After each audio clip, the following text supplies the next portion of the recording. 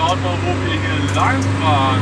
Wir sind im Himalaya. Im Himalaya, überall fette Berge und Schnee. Krass. Oh je, wir fahren durch den... was ist das denn hier jetzt? Wie nennt man das denn? Lawine? Eistunnel? Das ist Gletscher? halt krass. Ui, Das ist kein ui, ui. Gletscher.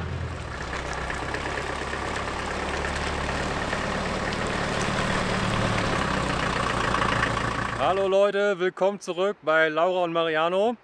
Wir sind in einer krassen Landschaft. Wir sind zurück in Indien, aber wir haben jetzt mal den ganzen Weg von der Grenze von Nepal oder beziehungsweise aus Kathmandu bis hierher nicht gefilmt. Ja, ist halt viel Autofahren und dann regt man sich ja nur auf, weil es einfach nur anstrengend ist. Und das haben wir, glaube ich, jetzt genug gezeigt. Und wir wollen uns ja auch ganze Zeit gar nicht so aufregen und wir wollen auch ganze Zeit nicht so Videos machen, wo wir uns nur aufregen. Deswegen haben wir das weggelassen. Es war trotzdem anstrengend. Heute Morgen zum Beispiel haben uns wieder 4 junge Männer um 7 geweckt, die irgendwie um unser Auto rumgelaufen sind. Die haben wirklich versucht, jede Tür aufzumachen. Also ich weiß auch nicht, was passiert, wenn dann eine Tür mal auf ist. Ob dann alles geklaut wird, keine Ahnung. Jedenfalls haben wir sie dann irgendwann verscheucht. Auf dem Weg war es natürlich auch richtig heiß. 40 Grad sind jetzt schon so im Norden von Indien auch, wo es noch nicht so hoch ist. Und wir waren auch noch ziemlich krank mit Fieber und allem und mussten halt viel Auto fahren. Da waren wir zwischendurch auch mal in einem Hotel. Oh. Diese Temperatur. 16 Grad. Hammer. Oh ja. Oh. Erst waschen. Also, guck mal, das ist dreckig gemacht. Ihhh. Und beim Schweiß. Ja. Weil es so heiß ist. Aber jetzt sind wir hier angekommen und es ist richtig krass. Wir sind ja schon in Pakistan und Nepal gewesen, weil wir unbedingt mit unserem Van in den Bergen des Himalayas sein wollten. Und jetzt haben wir es finally endlich geschafft und das freut uns wirklich ganz, ganz doll. Und wir sind sehr stolz auf uns und unser Auto, dass wir jetzt hier sein können. Ja, unser Auto alten Rotzkarre. und da die Berge mit Schnee. Also hier ist die Straße und da ist überall Schnee. Also ganz schön krass, wo wir jetzt hier hingefahren sind. Wo wir genau sind, erzählen wir euch gleich vielleicht nochmal in Ruhe und wo wir eigentlich so hin wollten. Okay, wir haben unseren Parkplatz für die Nacht gefunden. Hoffentlich werden wir hier nicht weggeschickt, weil eben war hier schon wieder, als man hier reingefahren ist, nach dem Tunnel, da war dann, also hier sind überall dann immer so Checkpoints und dann meint er so, nee, Touristen sind nicht erlaubt. Ab 17 Uhr dürfen hier keine Touristen sein. So, hä? Aber wenn wir ein Hotel gebucht hätten, dann wäre es okay. Weiß auch nicht. Naja, jedenfalls stehen wir jetzt hier. Da ist die Straße. Also nah an der Straße, aber ist okay. Hier ist ja auch kaum was los. Und eigentlich wollten wir nach Leh fahren, also in die Region Ladakh. Das ist so ganz im Norden von Indien. Und da fährt man einmal über so 5000 Meter hohen Pass und ist dann quasi auch so hinter der ersten Bergreihe vom Himalaya. Und da ist dann halt auch kein Regen während der Monsunzeit und so. Und im Sommer, so Juli, Juni, August, ist da glaube ich richtig schön. Weil dann ist es dort nicht, also jetzt ist gerade noch Minusgrade nachts. Und im Juni, Juli ist so dann ganz angenehme Temperaturen, aber halt kein Regen und natürlich eine richtig geile Berglandschaft. Aber die Straße dahin ist noch geschlossen, noch mindestens 2 Wochen, weil halt da noch zu viel Schnee liegt. Also im Winter ist das immer so abgeschirmt von der Außenwelt. Da kommt Laura wieder. Aber statt einfach umzudrehen, haben wir gesagt, okay, dann können wir halt nicht nach Leh fahren, aber wir haben von Frieda und Sebastian, die auch mit so einem Düdo wie wir unterwegs sind, haben wir das Auto ja in Kathmandu gesehen. Die haben uns nämlich den Tipp gegeben zu diesem Tal und das ist das Spiti Valley. Und das sieht ja richtig Hammer aus. Das ist der Wahnsinn, musst du sagen. Es ist echt der Wahnsinn. Ich finde, daran merkt man auch wieder voll, dass man Länder und alles nicht mal eben so bewerten sollte. Ich meine, wir waren jetzt eine Zeit in Indien, aber trotzdem können wir natürlich Indien komplett nicht beurteilen, weil hier ist Indien ja nochmal völlig anders als alles andere, was wir davor gesehen haben. Hier ist jetzt niemand, es ist voll die schöne Natur, kaum Müll. Also ja, man muss den Ländern und Orten und allem echt viel Zeit geben und voreilig urteilen ist nie gut. Da ist doch Müll. Nicht viel, habe ich gesagt. Neben unserem Auto ist auch ganz viel Müll. Nicht so viel. Na gut. Keine Müllhalde, in der eine Kuh steht. Nee. Toll, jetzt haben wir hier so Himalaya-Schnee. Ist das irgendwie besonders? Nee, schmeckt geschmackslos. Kein Mango-Geschmack, hätte ich jetzt in Indien erwartet. Ja, ich laber Blödsinn, Laura, ich weiß. So, inzwischen ist es dunkel draußen. Wir essen jetzt hier so Linsen mit Kokosmilch und so. Ja, also fast eine Suppe, aber irgendwie nicht ganz. Dal. Genau, wir essen jetzt Dal. Das hätten wir jetzt auch hier auf so einer Berghütte bekommen Ja, wahrscheinlich. ich glaube auch. Da gibt es überall. Und wir haben noch hier so, das hier so, ich weiß gar nicht mehr, wie das heißt. Ich auch nicht. So dünnes Brot, was man in der Pfanne macht und dann wird das so ganz knusprig und ist sehr scharf. Ja, das ist mit Masala-Gewürzmischung. Also einfach nur Gewürzmischung und da ist auf jeden Fall Chili drin. Ja, so wie in allem. Ja. Mal sehen, wie kalt es wird. Noch haben wir hier angenehme 22 Grad drin. Aber Wir haben schon die dicke Decke rausgeholt. ja. Das ist schon echt verrückt, Morgen ne? können wir unsere Winterkleidung anziehen. Ja, es ist Toll. schon, also es ist schon voll verrückt, dass wir im Februar, wo es überall sonst kalt ist, in Goa waren und dann Ja. jetzt gerade 40 Grad hat und jetzt sind wir irgendwie in den Bergen, wo es überall Frühling ist und ich so Aufnahmen aus Europa sehe, wo die Blumen blühen und so. Ja. Und wir haben hier jetzt Winterfeeling irgendwie. Mhm. Naja, ist Aber auch mal gut. ganz okay. Ich meine, wir hatten jetzt so viel Hitze, Voll. dann kann man es auch mal hier ein paar Tage aushalten. Genau, und irgendwie ist es ja auch voll gemütlich. Ja.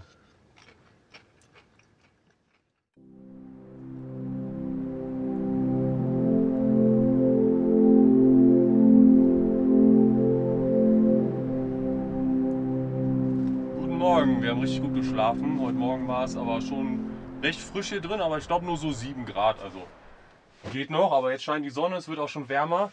Und auf unserer Reise um die Welt versuchen wir so ein bisschen der Sonne hinterher zu fahren, weil es einfach angenehmer ist, wenn es nicht so kalt ist. Aber manchmal hat man ja doch so ein paar kalte Tage und dann kann man hier all in gehen. Volles Brett, Winterkleidung. So, erstmal meinen Norwegen Winterpulli, eine Mütze. Dann noch hier meine.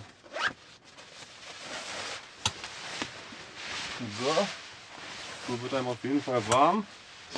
Handschuhe habe ich auch bereit. Und weil wir hier im Schnee sind, Skibrille. Okay, ich bin für den Tag bereit. Los geht's. OOTD. Was ist das? Outfit of the Day. Outfit of the Day, okay. OOTD.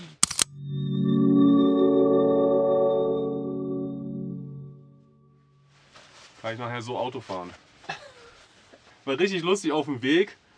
Sind wir in Manali vorbeigekommen, voll der Touri-Ort. Und da waren überall so Geschäfte mit diesen Ski-Overalls aus den 80er, die so richtig schräg bunt sind.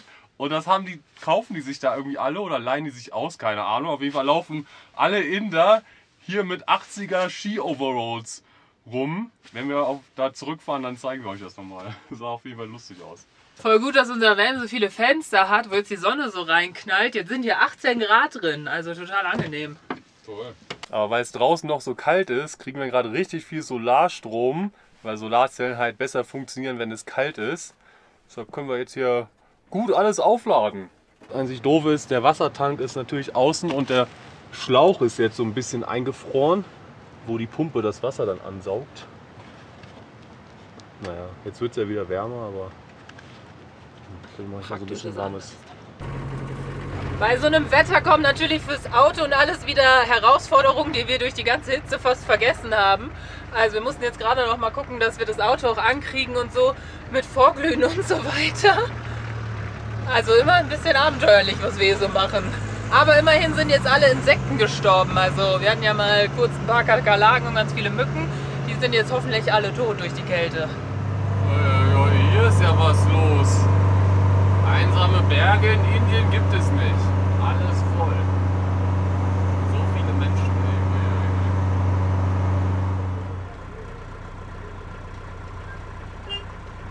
Tja, das war's dann mit unserem Abenteuer nach einem Kilometer.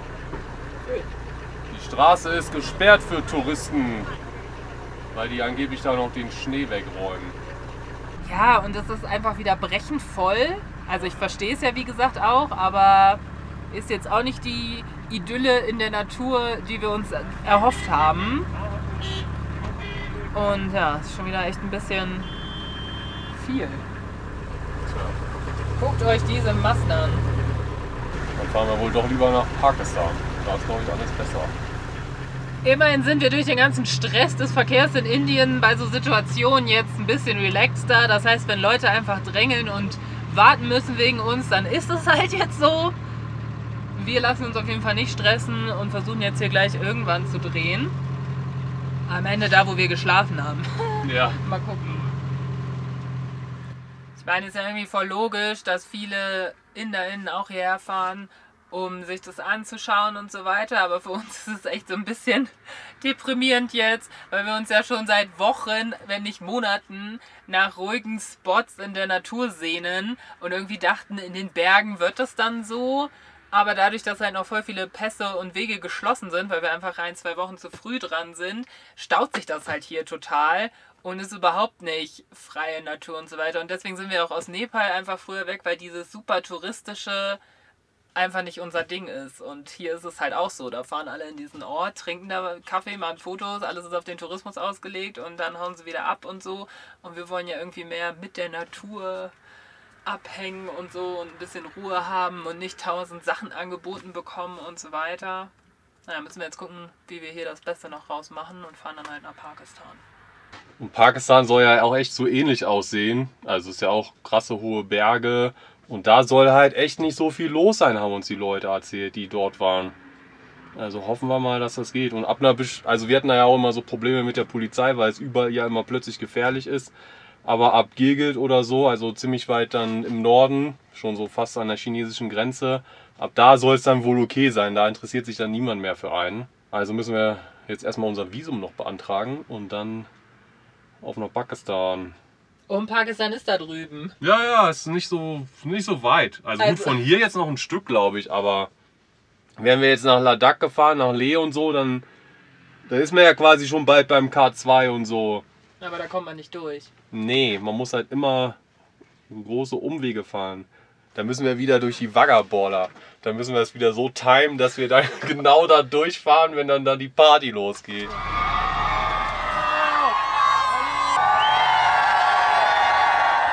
Das ist halt immer so krass, wie Bilder auf Social Media irgendwie täuschen und dann entwickelt man daraus so eine Vorstellung und die Realität ist so total anders. Also weil, wenn wir jetzt hier ein Foto machen, dann sind wir natürlich alleine auf dem Foto und man denkt sich so, boah krass, die sind alleine in der Natur, in den Bergen. Aber in echt fahren dann irgendwie 500 Autos an uns vorbei die ganze Zeit und es ist total voll. Aber nochmal hier als Reminder, Social Media ist nicht real. Vor allem halt Fotos und kurze Ausschnitte. Wir versuchen das hier bei YouTube irgendwie ein bisschen authentischer zu machen oder ein bisschen mehr zu zeigen, dass halt nicht immer alles eitel Sonnenschein ist. Wobei heute scheint die Sonne sehr dolle.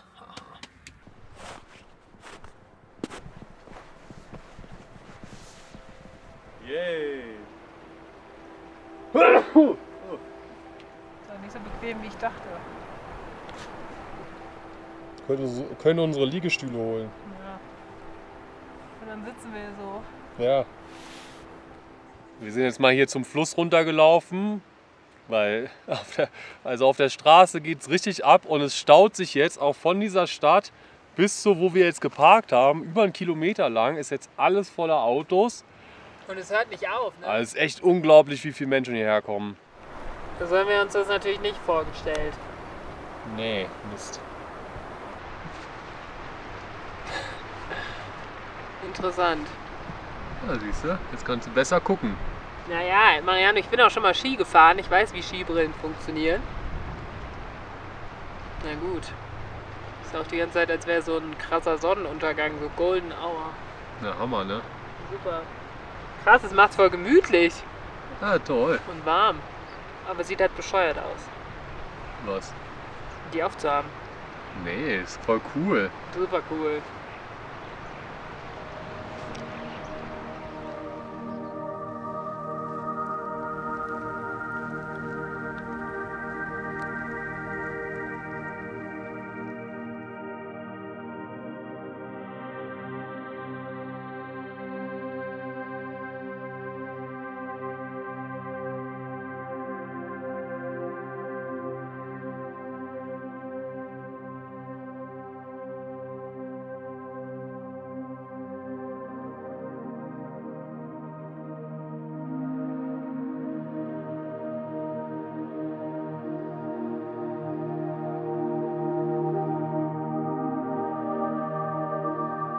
Okay, der Tag geht langsam zu Ende und die Leute fahren zum Glück auch langsam alle weg.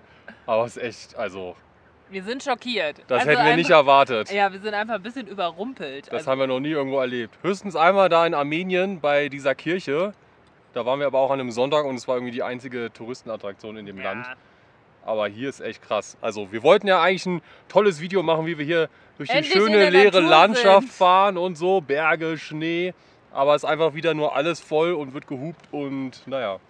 So ist das in Indien. Aber es ist ja auch voll spannend, nochmal zu lernen über Indien, wie indische Menschen Urlaub machen oder ja, die machen auch alle hier. Ja, also ist ja auch voll logisch. Und es ist auch ganz lustig, dass wir Witze bekommen, aber wir fühlen uns auch ein bisschen wie so Außerirdische und das ist halt nicht das, was wir gesucht haben, sondern wir suchen halt einfach inzwischen langsam einfach ein bisschen Einsamkeit und finden sie einfach nicht seit Monaten.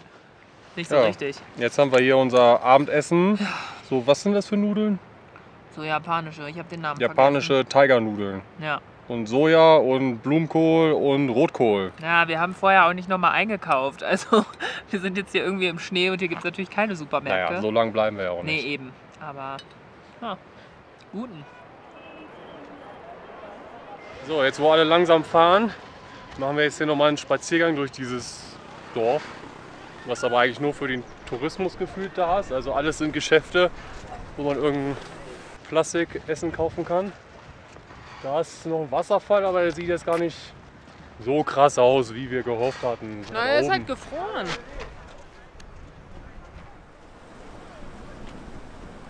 Das ist ja schon noch ein bisschen putzig, wie die alle so Winterurlaub machen. Ne? Ich meine, in Europa ist es jetzt auch nicht besser mit den ganz ausgebauten Skigebieten, wo künstlich Schnee hingepumpt wird und so. Dann lieber so ein bisschen Anfänger in Skifahren. Das ist total lustig, wie die das versuchen.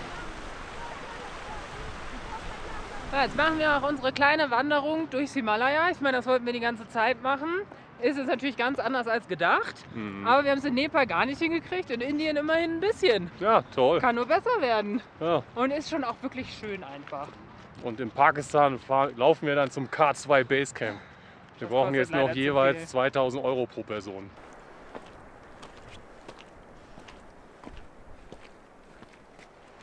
Da drüben ist jetzt so ein kleines Dörfchen und da ist auch so eine Buddha-Stupa, also so ein buddhistischer Tempel wie in Nepal.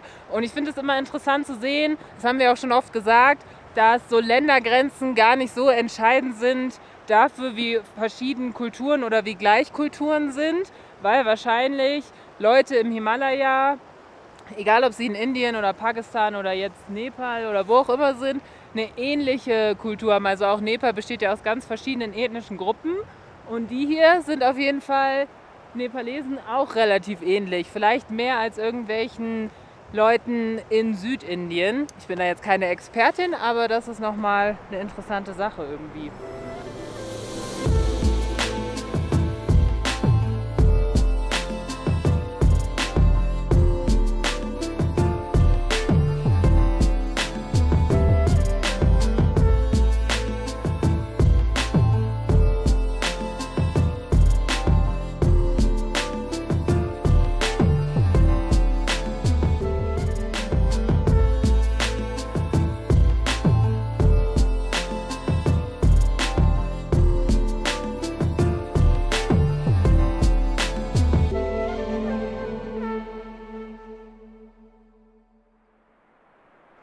So verrückt. Heute Mittag war hier alles voll und jetzt ist es wieder fast leer. Also fast alle sind weg. Jetzt wird hier so ein bisschen aufgeräumt und eingepackt und morgen geht das Ganze dann wieder von vorne los.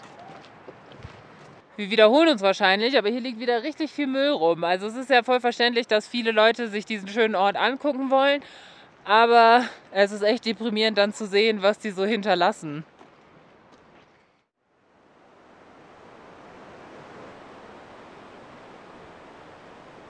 Und weiter geht die wilde Fahrt, es ist irgendwie 7:30 oder so und wir wollen, bevor hier wieder die Massen an Leute kommen, nochmal in die andere Richtung fahren und da irgendwie uns umschauen. Wir sind aber auch ein bisschen gespannt, wann da die Polizei sagt, nee, für Tourists ist es noch gesperrt und so. Mal gucken. Ja, aber es scheint wieder schön die Sonne, blauer Himmel, weil bevor wir durch diesen Tunnel gefahren sind, war es richtig nebelig und regnerisch und so. Und dann fährt man einmal durch den Tunnel und dann ist man plötzlich in so einer anderen Welt und hier ist super Wetter. Das wollen wir noch ausnutzen. Ja, ja. Und wir kriegen wieder richtig viel Solarstrom. Gestern konnten wir schon wieder alles laden, weil bei den Temperaturen braucht der Kühlschrank natürlich auch nicht so viel Strom. Und dann können wir mal alle Sachen wieder laden. Mit unserer einer von 3 noch funktionierenden Solarzellen.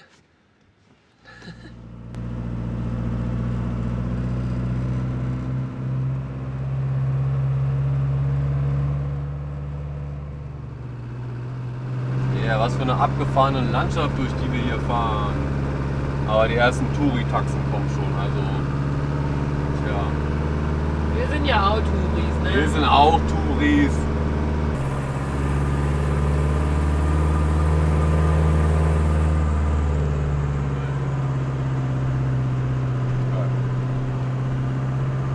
Also irgendwas wird hier auch anscheinend angebaut. Jetzt gerade nicht, aber ich weiß nicht mehr, was ist das denn? Oder eher Mais? Ja, stimmt. So, links ist der Tunnel, wo wir herkamen, aber wir versuchen jetzt nochmal hier in die andere Richtung ein Stück zu fahren. Mal gucken. In der nächsten Folge geht es dann mit noch mehr krasser Himalaya-Landschaft weiter und vor allem mit noch mehr Schnee. Uiuiui. Es hat voll geschneit. Oh wow. Also schaltet wieder ein, es bleibt spannend. Danke fürs Zuschauen und Grüße aus Indien. Namaste.